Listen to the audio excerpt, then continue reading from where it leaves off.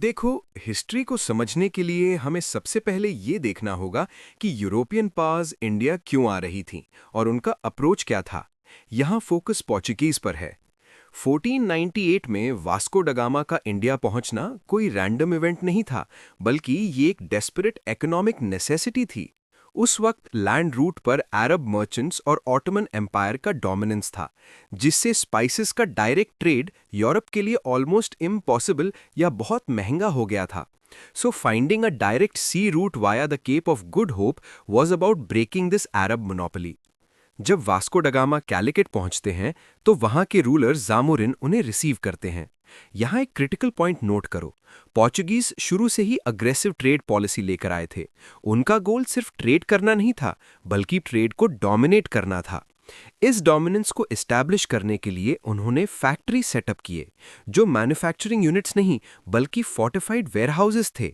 कोचिन उनकी early capital बनी, but the real game changer was their policy evolution under the governors. Francisco de Almeida ने blue water policy introduce की। इसका core logic समझ रहे हो? अल्मीडा का मानना था कि लैंड पर फाइट करने के बजाय अगर हम इंडियन ओशन यानी सी पर कंट्रोल कर लें तो ट्रेड अपने आप कंट्रोल हो जाएगा। ही wanted to be the master of the sea, not a territorial landlord. लेकिन अल्फोंसो डी अल्बुकर्की ने इस स्ट्रैटेजी को शिफ्ट किया। ही रियलाइज्ड कि बिना लैंड बेस के सी कंट्रोल सस्टेन नहीं हो सकता। इसलिए उन्होंने 1510 में बीजापुर के सुल्तान से गोवा कैप्चर किया।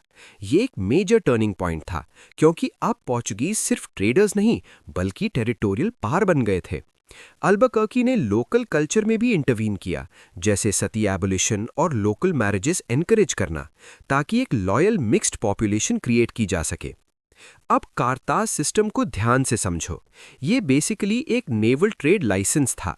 अगर किसी इंडियन या अरब शिप को इंडियन ओशन में ट्रेड करना है तो उन्हें पोर्चुगीज से पास यानी कारताज खरीदना पड़ेगा। अगर पास नहीं है तो शिप कॉन्फिस्केट हो जाएगी या डुबा दी जाएगी। इसका मतलब समझ आया? They were claiming sovereignty over the sea itself. मेरा समुंदर, मेरे rules. This was an enforcement of supremacy. लेकिन पोर्चुगीज डिक्लाइन क्यों हुए? उनका रिलीजियस इंटॉलरेंस और फोर्सफुल कन्वर्जन्स लोकल रूलर्स को पसंद नहीं आए। साथ ही 17th सेंचुरी तक पावरफुल राइवल्स आ गए, डच और इंग्लिश, जिनके पास बेटर नेवीज और रिसोर्सेज थे। ब्राजील की डिस्कवरी ने भी पोर्चुगीज फोकस को इंडिया से डाइवर्ट कर दिया। हुगली में पायरेसी करने की वजह से मुगल्स ने भी उन्हें पनिश किया, तो लैक ऑफ रिसोर्सेज और रिजिड पॉलिसीज ने उनका डाउनफॉल एंश्योर किया। पोर्चुगीज के बाद let's analyse the Dutch east India company, जिसे वीओसी वेरेनिगडे ओस्ट इंडिशे कंपनी कहा जाता है। 1602 में फॉर्म हुई ये कंपनी हिस्ट्री की पहली ट्रू मल्टीनेशनल कॉरपोरेशन थी और पहली कंपनी थी जिसने स्टॉक्स इशू किए। लिसन केयरफुली, ये सिर्फ एक ट्रेडिंग कंपनी नहीं थी। डच पार्लियामेंट ने इन्हें चार्टर के थ्रू सॉवरेन पावर्स दी थीं। इसका मतलब है कि ये कंपनी वॉर डिक्लेयर कर सकती थी, ट्रीटीज साइन कर सकती थी और टेरिटरीज कैप्चर कर सकती थी। Basically a state with in a state. इनका प्राइमरी फोकस इंडिया नहीं बल्कि इंडोनेशियन स्पाइस आइलैंड्स, जावा और सुमात्रा थे। इंडिया इनके लिए एक मीन्स टू एन एंड था। कैसे? इसे समझने के लिए ट्रायंगुलर ट्रेड का कॉन्सेप्ट देखो। यूरोपियन मार्केट में इंडोनेशियन स्पाइसेस यानी पेपर और क्लोव्स की डिमांड थी, लेकिन इंडोनेशिया के ट्राइब्स को यूरोपियन गुड्स नहीं चाहिए थे।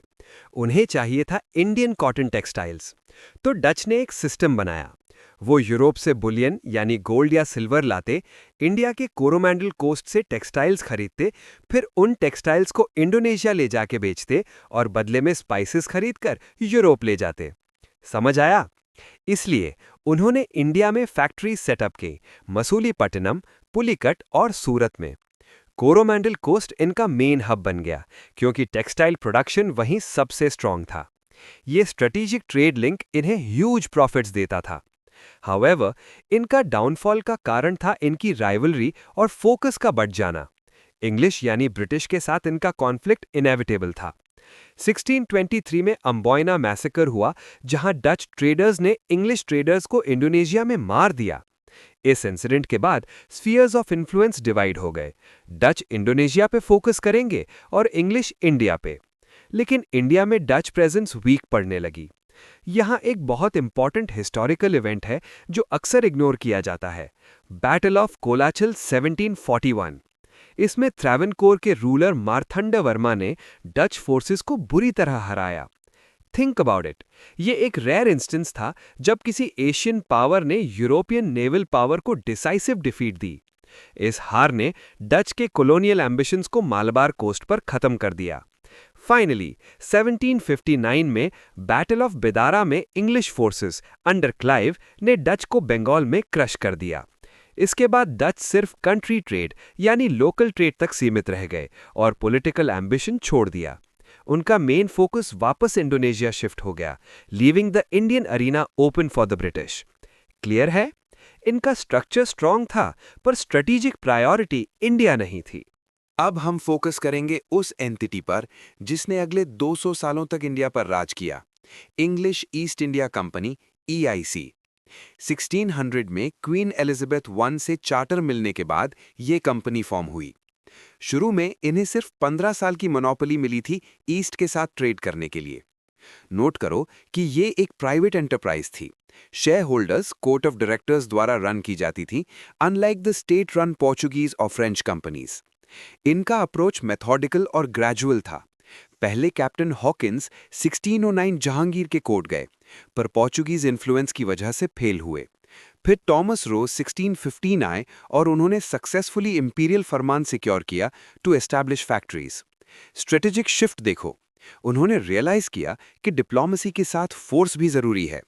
1612 में स्वॉली होल की बैटल में उन्होंने पोर्चुगीज नेवी को हराया, जिससे मुगल्स इंप्रेस हुए कि ब्रिटिश नेवल पावर सुपीरियर है। ज्योग्राफिकली EIC ने इंडिया को 3 मेजर प्रेसिडेंसीज में कवर किया, वेस्ट, साउथ और ईस्ट। वेस्ट में सूरत पहली फैक्ट्री थी, बाद में बॉम्बे जो डाउरी में मिला था HQ बन गया। साउथ में मद्रास, फोर्ट सेंट जॉर्ज उनका पहला फोर्टिफाइड सेटलमेंट बना। ईस्ट में कैलकटा डेवलप हुआ जब जॉब चारनॉक ने सुतानुती, गोबिंदपुर और कालीकटा विलेजेस को मर्ज किया और फोर्ट विलियम बनाया। ये फोर्टिफिकेशंस सिर्फ डिफेंस के लिए नहीं थे, ये सॉवरेनिटी के सिंबल्स थे। लेकिन EIC का सबसे बड़ा ब्रेक थ्रू था 1717 का फर्रुखसियार्स फरमान, जिसे कंपनी का मैग्ना कार्टा कहा जाता है। मुगल एम्परर फर्रुखसियार ने एक बीमारी से ठीक होने के बाद खुश होकर यह फरमान दिया। इसके प्रोविजंस बहुत पावरफुल थे। बंगाल में ड्यूटी फ्री ट्रेड, दस्तक्स यानी पासेस इशू करने का राइट और कंपनी के कॉइन्स को मुगल टेरिटरीज में वैलिडिटी मिलना। Think deeply here. दस्तक का मतलब था कि कंपनी अपना माल बिना टैक्स दिए ले जा सकती है। इससे कंपनी के ट्रेडर्स को इंडियन मर्चेंट्स के ऊपर ह्यूज कॉम्पिटिटिव एडवांटेज मिल गया।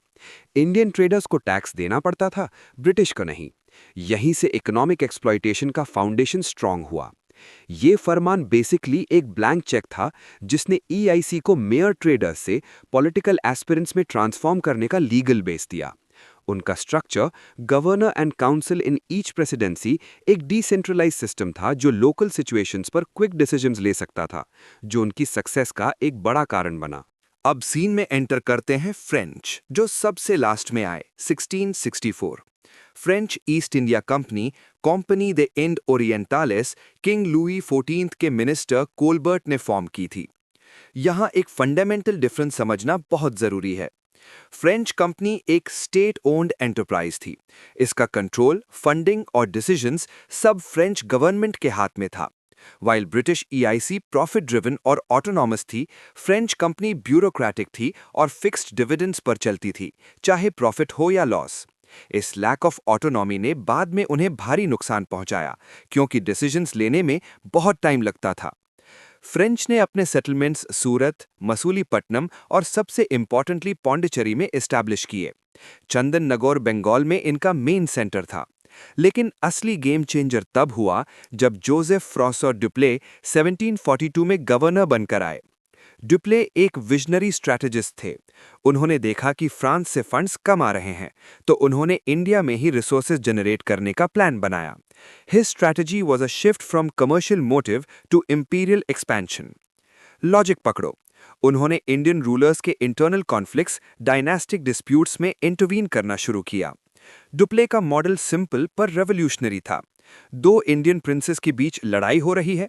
एक को सपोर्ट करो अपनी डिसिप्लिन्ड यूरोपियन आर्मी और मॉडर्न वेपन्स के साथ। बदले में जब वो प्रिंस जीत जाएगा तो उससे टेरिटरी, कैश और ट्रेडिंग प्रिविलेजेस मांगो। इसे सब्सिडियरी अलायंस का प्रिकर्सर माना जा सकता है। He used Indian money and Indian soldiers to fight wars that ultimately benefited the French. He wanted to create a French colonial empire to offset the lack of support from home. ये strategy बहुत effective थी शुरू में, लेकिन इसने British को भी same game खेलने पर मजबूर कर दिया। डुप्ले ने लोकल पॉलिटिक्स को मोनेटाइज कर दिया था, लेकिन सिस्टम में फ्लॉ ये था कि डुप्ले अपने गवर्नमेंट की अप्रूवल के बिना ये सब कर रहा था, जो बाद में सस्टेनेबिलिटी इशू बन गया। फ्रेंच कंपनी का रिजिड स्ट्रक्चर और डुप्ले की एम्बिशियस पॉलिसीज के बीच का टेंशन ही उनके फेलियर का सीड बना। इंडिया में ब्रिटिश और फ्रेंच के बीच जो टक्कर हुई उसे हम कार्नाटिक वॉर्स कहते हैं।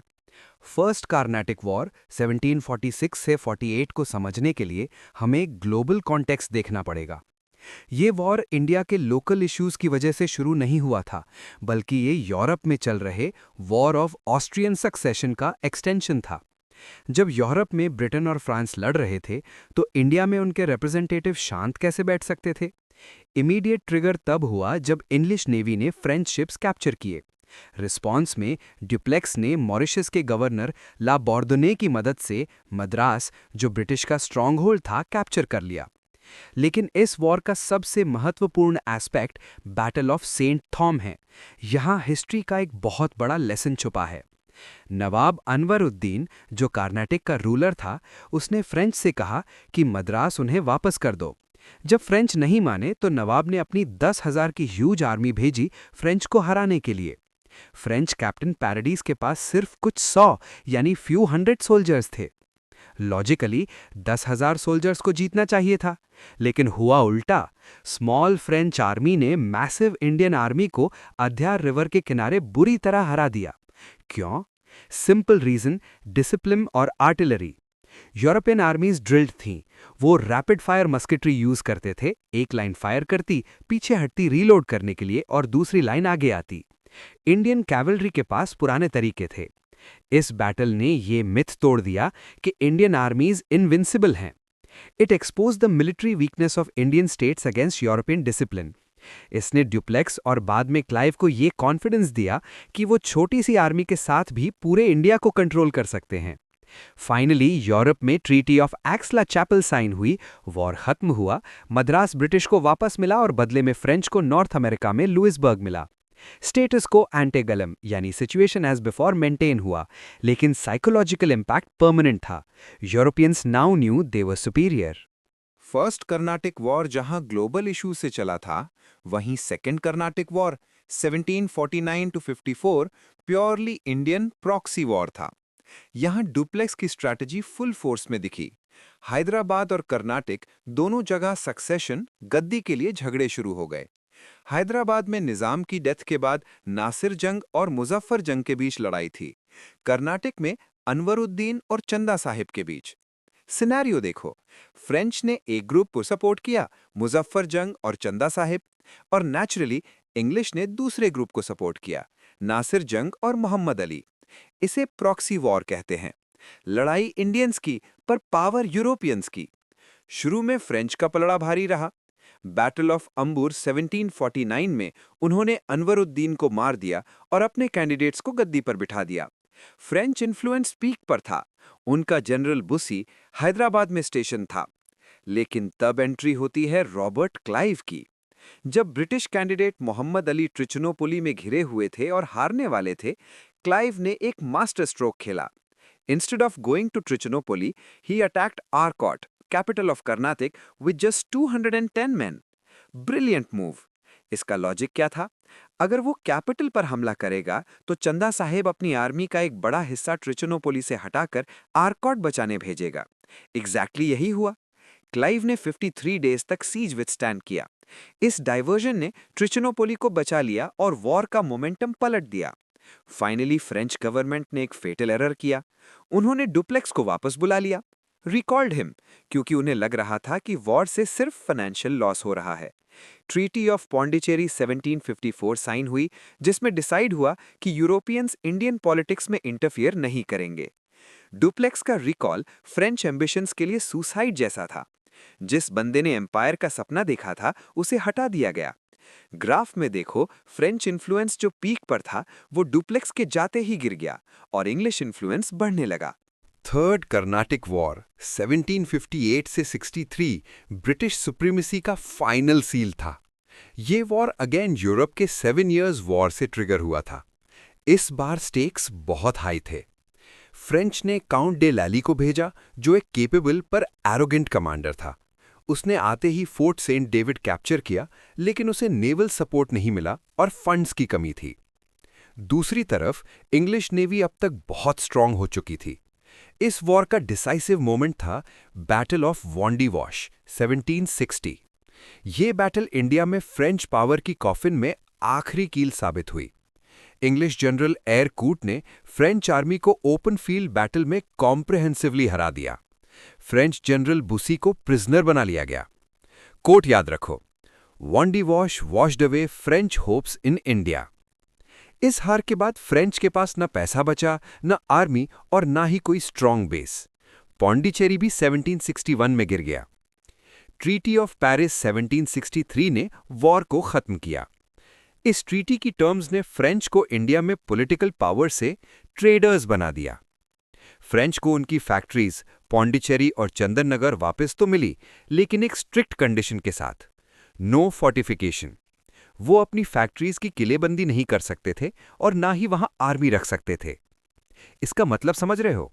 बिना आर्मी और फोर्ट के वो सिर्फ दुकान चला सकते थे, राज नहीं कर सकते। ब्रिटिश ईस्ट इंडिया कंपनी अब इंडिया में अकेली यूरोपियन पावर रह गई थी, जिसके पास मिलिट्री माइट थी। अदर इंडियन पावर्स के पास अब कोई ऑल्टरनेटिव यूरोपियन एलाय नहीं बचा था ब्रिटिश को काउंटर करने के लिए। चार्ट बी देखो, 1763 के बाद फ्रेंच इन्फ्लुएंस ऑलमोस्ट जीरो हो गया और इंग्लिश इन्फ्लुएंस डोमिनेट करने लगा। This paved the way for British conquest of Bengal and subsequently India. अब सबसे इंपॉर्टेंट सवाल, आखिर ब्रिटिश ही क्यों जीते और फ्रेंच या अन्य पावर्स क्यों हारे? इसके रीजंस को हम 3 पिलर्स में तोड़ते हैं: नेवी, फाइनेंस और स्ट्रक्चर। सबसे पहले navy. British royal navy world की सबसे पावरफुल नेवी थी। उन्होंने फ्रेंच सप्लाई लाइंस को सी में ही काट दिया। जब भी इंडिया में वॉर होता, ब्रिटेन से सप्लाईज और रीइंफोर्समेंट्स आ जाते, लेकिन फ्रेंच शिप्स को ब्रिटिश नेवी रोक लेती। ब्लू वाटर पर कंट्रोल ब्रिटिश का था। दूसरा, फाइनेंस। ये सबसे बड़ा फैक्टर था। 1757 में बैटल ऑफ प्लासी के बाद ब्रिटिश के हाथ में बंगाल का ह्यूज रेवेन्यू आ गया था। बंगाल उस वक्त इंडिया का सबसे रिच प्रोविंस था। ब्रिटिश ने बंगाल के पैसे, रेवेन्यूज को यूज किया डेक्कन यानी कर्नाटक की वॉर्स लड़ने के लिए। रिसोर्स फ्लो मैप देखो, बंगाल से कैश और सप्लाईज साउथ इंडिया जा रही हैं। दूसरी तरफ फ्रेंच पौंडीचेरी और बैरन लैंड्स पर डिपेंडेंट थे, जहां से रेवेन्यू ना के बराबर था। उनका ट्रेजरी खाली था। वॉर पैसे से लड़ी जाती है और ब्रिटिश के पास एंडलेस सप्लाई थी। तीसरा, स्ट्रक्चर। जैसा हमने पहले डिस्कस किया, इंग्लिश कंपनी एक प्राइवेट एंटरप्राइज थी। उनका बोर्ड यानी कोर्ट ऑफ डायरेक्टर्स डिसीजंस खुद लेता था, जो प्रॉफिट और एफिशिएंसी पर बेस्ड होते थे। फ्रेंच कंपनी स्टेट डिपार्टमेंट थी। वहां डिसीजंस लेने में महीनों लगते थे, क्योंकि फाइल्स पेरिस जाती और आती थीं। लुई 14 और उनके मिनिस्टर्स की ब्यूरोक्रेटिक डिलेज ने फ्रेंच कमांडर्स के हाथ बांध दिए थे। Lastly, leadership. ब्रिटिश के पास लीडर्स की पूरी बेंच स्ट्रेंथ थी। रॉबर्ट क्लाइव, आया कूट, मेजर लॉरेंस। अगर एक गया तो दूसरा तैयार था। फ्रेंच के पास सिर्फ इंडिविजुअल जीनियसेस थे, डुप्लेक्स या बसी। डुप्लेक्स ब्रिलियंट था पर आइसोलेटेड था। लैली इनकॉम्पिटेंट और टैक्टलेस था। ब्रिटिश लीडरशिप टीम वर्क की तरह काम कर रही थी, जबकि फ्रेंच इंडिविजुअल हीरोइज्म पर निर्भर थे। इन सब फैक्टर्स ने मिलकर ब्रिटिश सक्सेस को इनएविटेबल बना दिया। इंडस्ट्रियल रेवोल्यूशन भी इंग्लैंड में शुरू हो चुका था, जिसने उन्हें इकोनॉमिक एज दी, जबकि फ्रांस अभी भी फ्यूडल और एग्रेरियन सिस्टम में फंसा हुआ था। बस यही वो फाउंडेशनल रीजंस थे जिन्होंने ब्रिटिश राज की नींव रखी।